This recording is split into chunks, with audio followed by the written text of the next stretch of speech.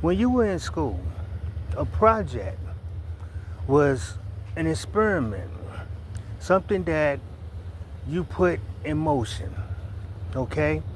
You put A and B together, A does this, B does that. If you put them together, it should give a certain result, right? An experiment. Taking a community of people, housing them in brick structures with cement floors and walls, visible piping running through many of the units, and they're stacked on top of each other. This is the breeding conditions out of which the Vikings and earlier Europeans were born, with that aggression, that hostility,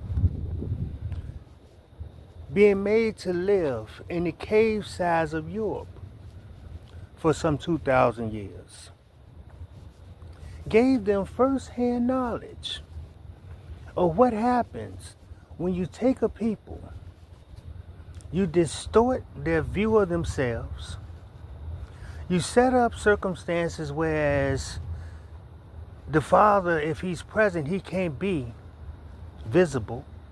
He has to sneak in and out. If there's any evidence that he's present, mom loses her benefits, her welfare for that month, have to appeal again and again, to get assistance. So you create all these circumstances. Then you mandate an education that further serves your purpose far more than it serves them. Everything they learn about themselves come through another people whose motives have never been checked.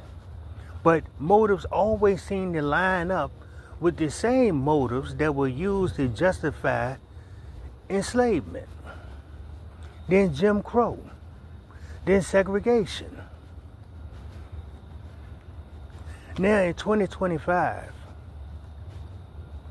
you're not present, those who created these structures.